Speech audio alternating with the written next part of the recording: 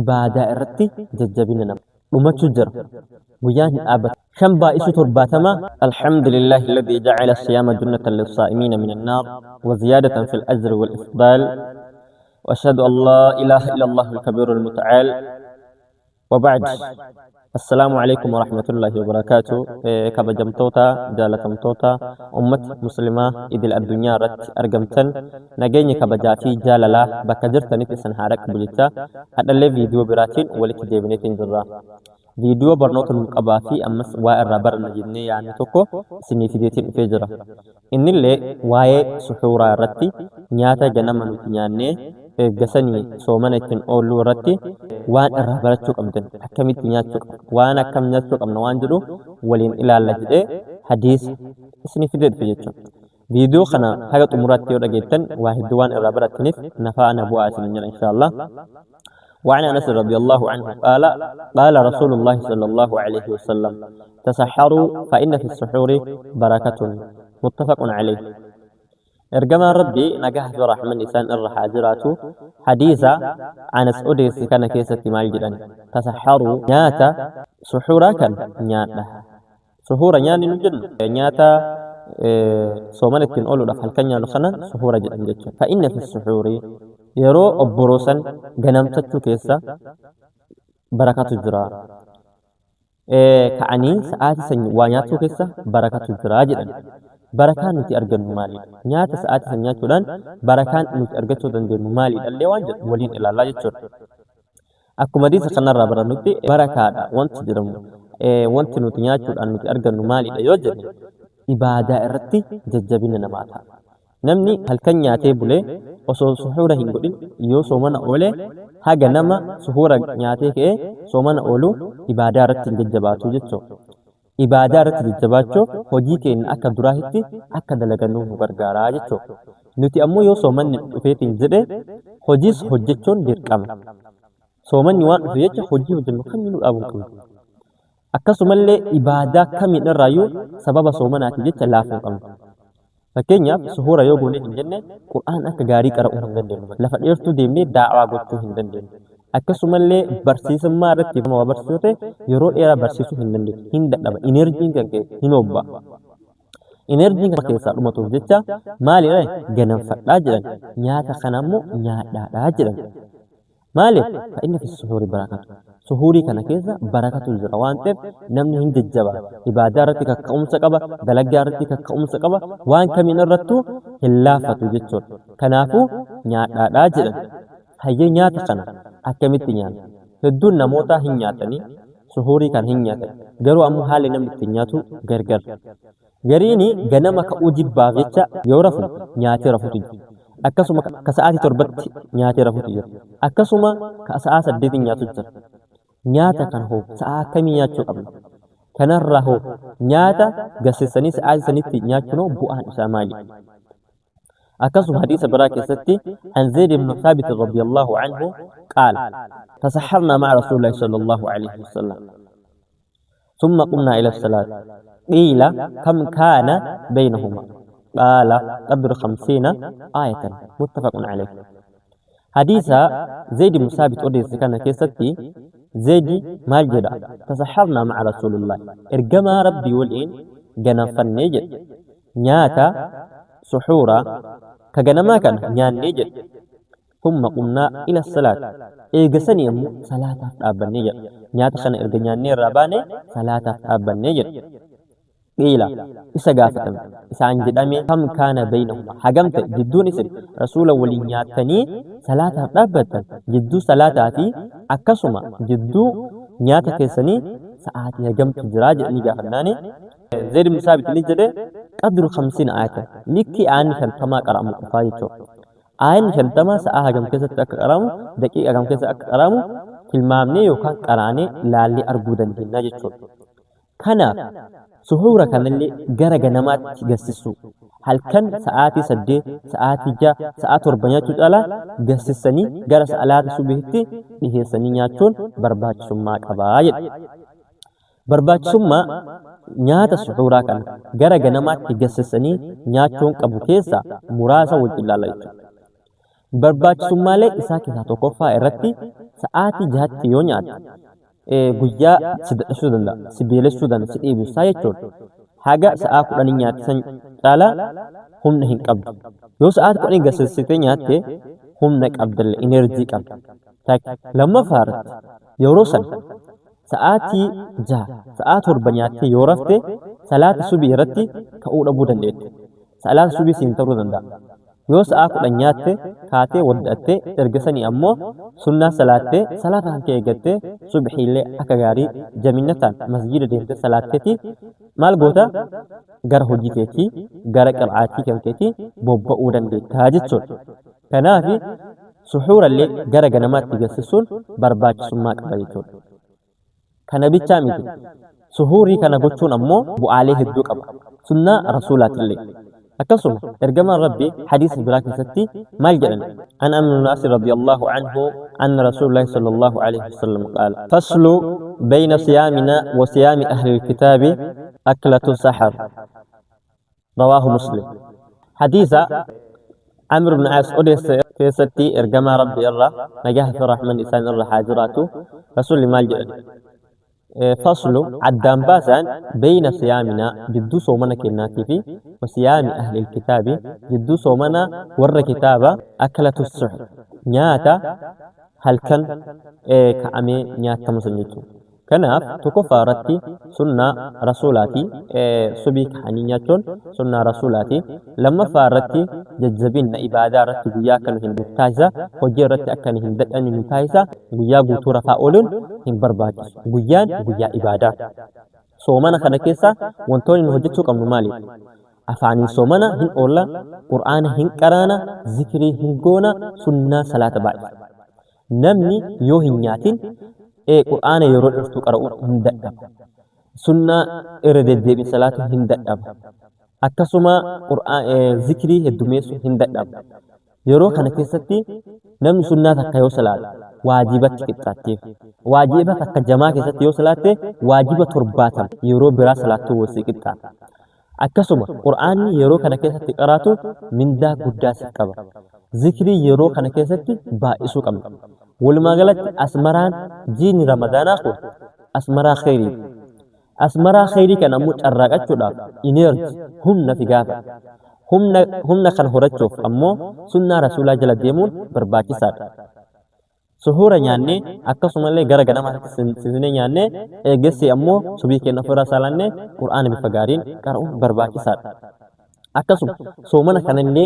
وانتون سومنا كنا نورا بلي سنرا سرتي وفيقون نورا إجماع أبوليواتيا جين رمضان أخون جاء عبادات كليسا جي أخانا بير الأكبولا جيوتا نوهفي تربان تنوهفي جد ألا كاتين تور إرقساني بير جيني أرانتنا ويا كل أنا فاجنايتو وما تجر ويا آبتان جر قارو ويا كل أندر بكيسة أمال هجت سومنا خنا الرا صلاة الرا قراتي قرآن الرا أكسم صدقاء الرا مال هجت وانجدو اتيادو برباكسات أتيرو خنا كيستي بلبلهم درا واما مدندوك خيري وان تاتي بلبلهم درا واما قراتي قرآن وجدن أرقمو أتي قرآن قراتي جراتي ربي يو سلافزي دنديتي يرو قرآن يورا ديبتي قراتي ما شاء الله وانا ما قمتي يرو القرآن يو ختمت يو سندت يرو شيو ختمت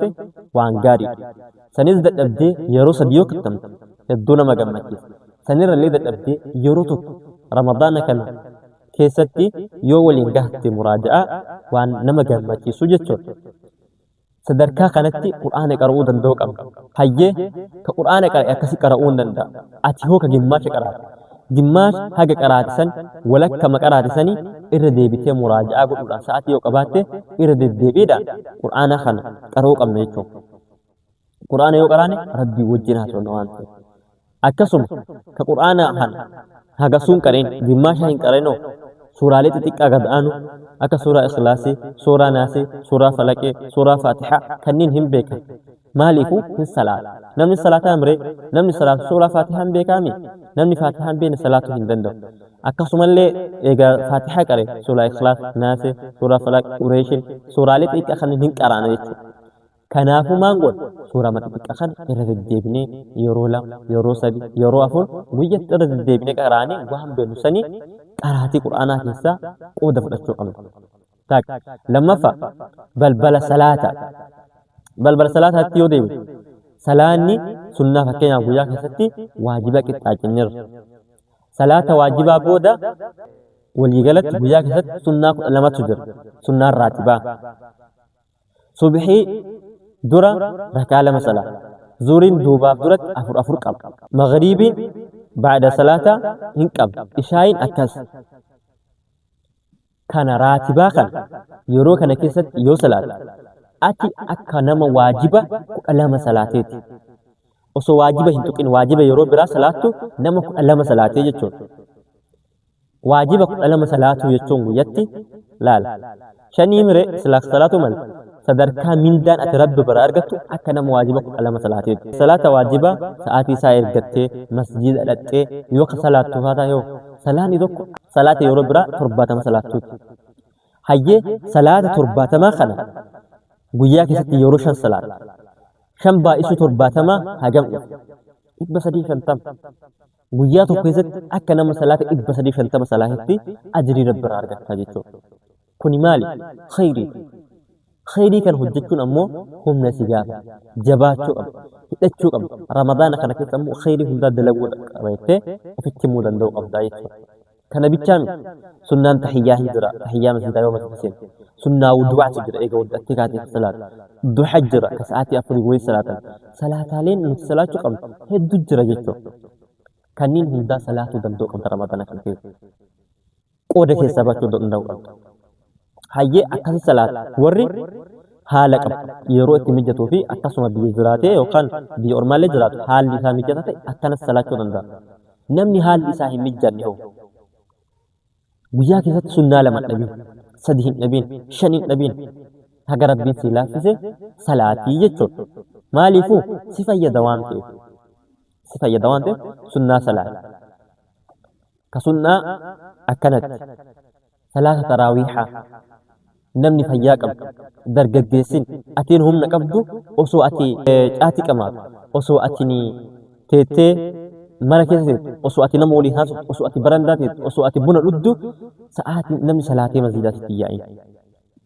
Taraawiihallee salaachuu qabdan sirriitti jabaachuu qabdan ibaadaa keessatti carraaquu qabdan jiini ji'a ibaadaati jiini kun ji'a khayrii keessa hojjetan waan ta'eef khayrii hojjechuun marxifachuu qabda jechuudha.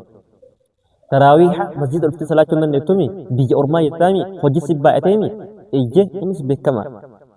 Maal gochuu qabda? Mana kan keessatti rakaa 3 salaatuu qabda. Yoo rabbiin si laafise 5 salaatuu qabda. Yoo rabbiin si laafise 7 salaatuu qabda. Sadiyoo salaatte taraawiiha salaatte. Baaba taraawiihaa keessa hin argattu. Yoo niyyaan hankee qulqulleessite rabbii salaatte. Shamarran keenya obboleewwan keenya warri dhiiraa kan dalaggaaf jecha biyyaa baatan isin hin dabarin akka isin hin dabarre isin hin jedhu. Akkasuma qaraatii quraanaa jenne salaata sunnaa jenne sunnaa taraawiihaa fi akkasuma raatibaallee jenne baaba sadaqaati. Atiin qabeenya yeroo kana keessatti marxifattee seeraa sadaqachuu qabda. Caalaan sadaqaa ka ramadaana keessa sadaqata. Caalaan sadaqaa maali? Ka gisee waan qabne sadaqata. Caalaan sadaqaa ka yeroo kana keessa hojjettu. Ka rabbii zikrin bal'istee yeroo kana keessatti osoo ati qabeenya qabdu namni beela akka hin soomne. Namni ollaa kan keessatti osoo ati mana kan keessatti nyaanni qabbanaa'ee lafa bulu ollaa kan keessatti namni akka sooma akkanaan ka'ee hin kaane jechuudha. Waan suhuuraa namaa kennuu danda'u qabu. Waan iftaaraa namaa kennuu danda'u qabu. Yoo rabbiin si laaffise ji'a guutuu ollaa kan kee yoo qabaattee soomsiste mindaa kan kee rabbi bira jechuudha.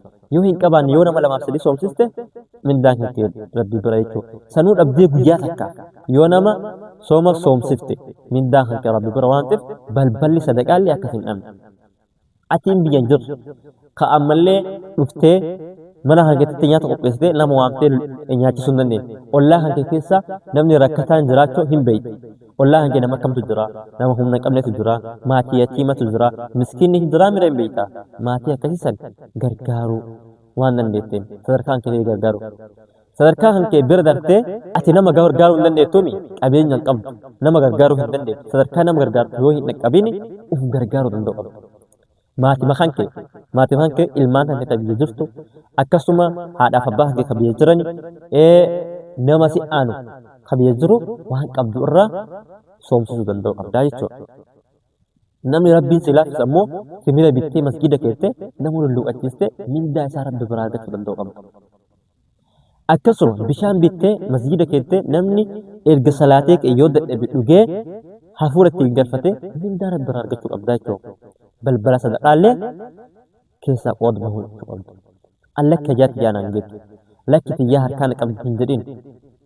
Yoo ati kennite yoo ati baaste rabbiin dachaan bakka sii buuse mindaalee rabbi biraa argata. Ramadaanni ji'a khayrii. Ramadaanni ji'a marxifatanii khayrii kallattii hundaanuu hojjetan. Hojjedha. Ramadaanni kun hundaanuu isin hin dhabin. Wanti hundaanuu kallattii kamiinuu ramadaana kana keessatti jabaannee qooda baachuu danda'u. Jabaadha.